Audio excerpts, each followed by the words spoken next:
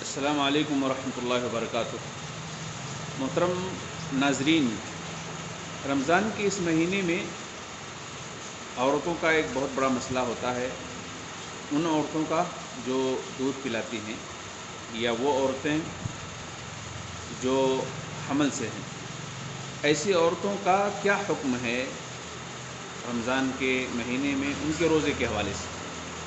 جواب یہ ہے کہ دیکھیں، وہ عورتیں جو دودھ پلاتی ہیں یا وہ عورتیں جو حمل سے ہیں، ایسی عورتوں کے لیے روزہ نہ رکھنے کی چھوٹ دی گئی ہے۔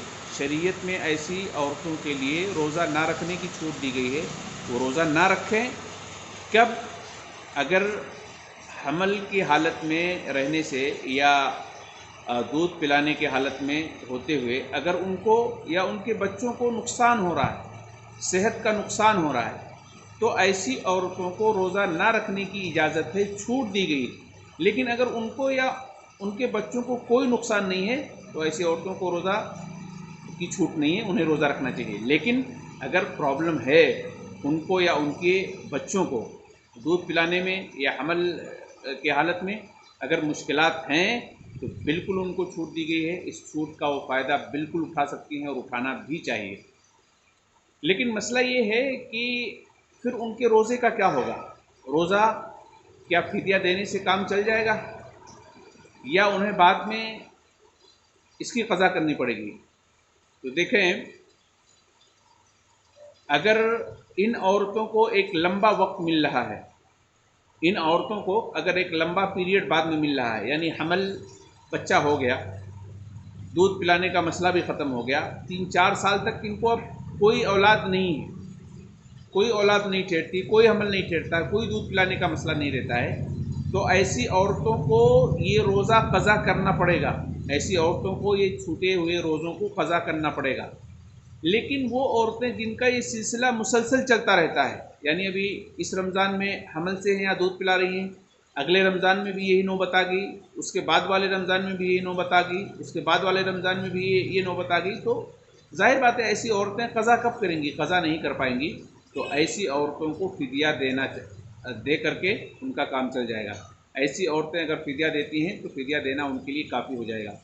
یہی فتویٰ دیتے تھے عبداللہ ابن عمر رضی اللہ تعالیٰ عنہما اور عبداللہ ابن عباس رضی اللہ تعالیٰ عنہما، اسی کا فتویٰ دیتے تھے کہ وہ عورتیں جو حمل کی وجہ سے یا دودھ پلانے کی وجہ سے روزہ نہیں رکھ پائی ہیں اور ان کو آگے موقع نہیں مل پا رہا ہے، اسی وجہ سے بعد میں پھر یعنی ان کو یہ نوبت پیش آتی رہتی ہے، تو ایسی عورتوں کو فتویٰ دیتے تھے وہ دونوں صحابہ کرام کہ وہ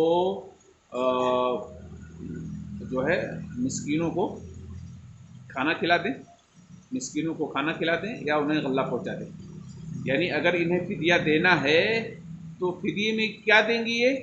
یہ مسکینوں کو کھانا کھلائیں گی ہر روزے کے بدلے میں، یا پھر اگر کھانا کھانے والا کوئی نہیں مل پا رہا ہے تو یہ غلہ پہنچا دیں گی۔ غلہ کتنا نکالنا ہوگا؟ غلہ نصف سا نکالنا ہوگا، ٹھیک ہے، یعنی 1.25 کلو 1.5 کلو ایک روزے کے بدلے میں نکالنا ہوگا۔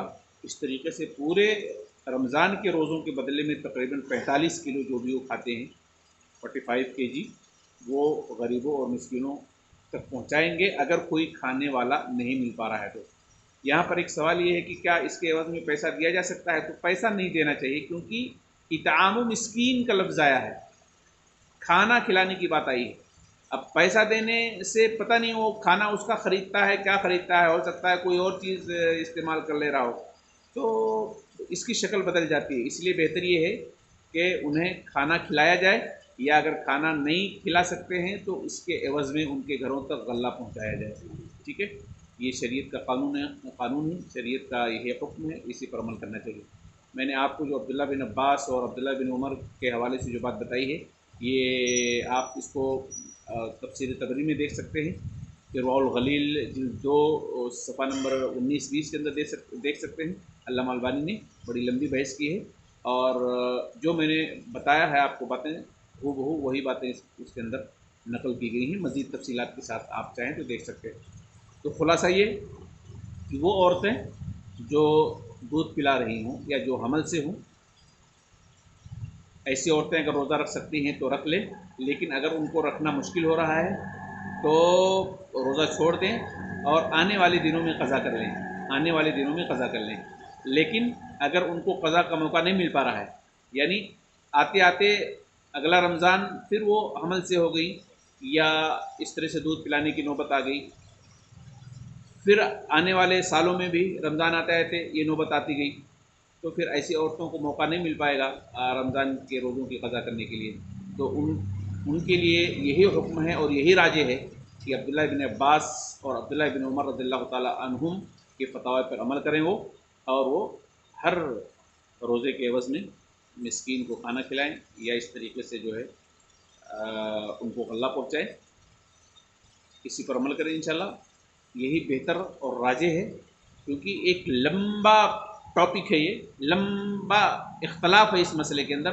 ان تمام اختلاف کو پڑھ کر کے، ان تمام مسائل کو پڑھ کر کے جو خلاصہ سمجھ میں آیا ہے وہ آپ کے سامنے پیش کیا گیا ہے انشاءاللہ، اور اس میں کسی کا کوئی اختلاف بھی نہیں۔ جو بڑے علماء ہیں ان کی بات میں کر رہا ہوں، جیسے شیخ عالم ہیں، اسی طریقے سے شیخ شمیم مدنی ہیں، اور اسی طریقے سے شیخ عبدالتواب مدنی ہیں۔ یہ سارے علماء ہیں جو بڑے مفتی ہیں اپنے اپنے شہر کے، تو ان لوگوں سے رابطہ کر کے یہ ساری باتیں آپ تک پہنچائی جا رہی ہیں۔ اللہ تعالی ہم سب کو اسی پر عمل کرنے کی توفیق دے۔ السلام علیکم و رحمۃ اللہ وبرکاتہ۔